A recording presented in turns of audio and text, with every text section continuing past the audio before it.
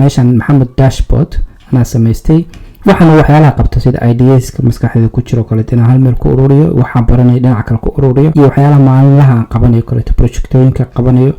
hadda kan waa project waxaan u isticmaalaa waa shaqadayda caadiga ah oo kamaniga ka shaqeeyo tusaalahaan qaab u shaqeeyo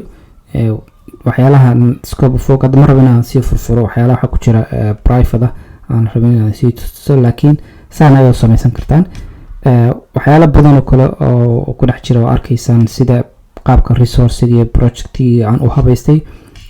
waxa kale oo samayn kartaa map ayaa meesha soo gashan kartaa video ayaa soo gashan kartaa meesha embedment ku soo samayn kartaa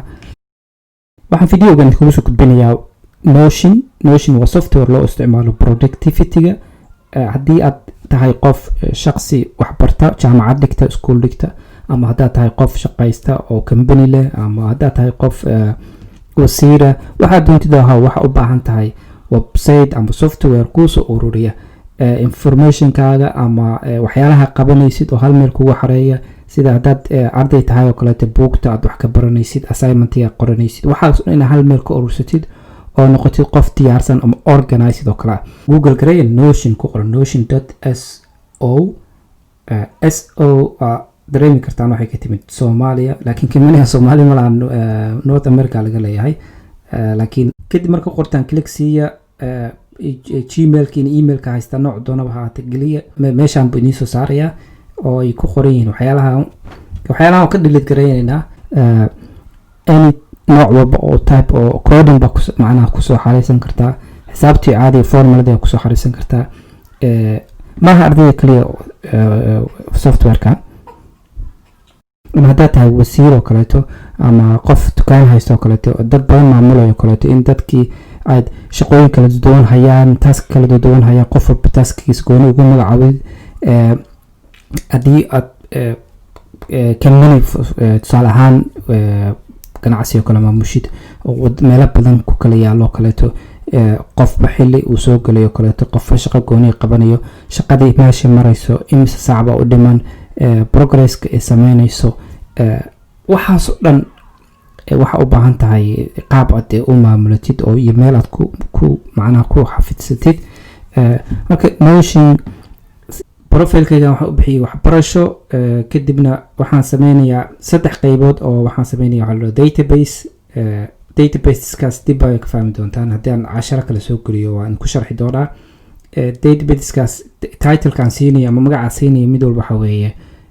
sida ay shaqooyinka u kala ama waxaan qabanayo ay kala qaybsan yihiin taski waxa la dhahaa shaqada daily-ga maalinlaha qabanayo hadda arday tahay assignment-iga leedahay iyo macalinka note-ku ku siiyay waxaas kale ayaa korgeliya dhinaca kale project ayaa bixiyay project-gaasna waxa galay wax la yiraahdo tusaale ahaan hadda ardayda dhinaceeda ka fiiriyo class maadooyin kala duwan hadda biology physics iyo maths iyo history hadda waxa qaadanaysidna dhinaca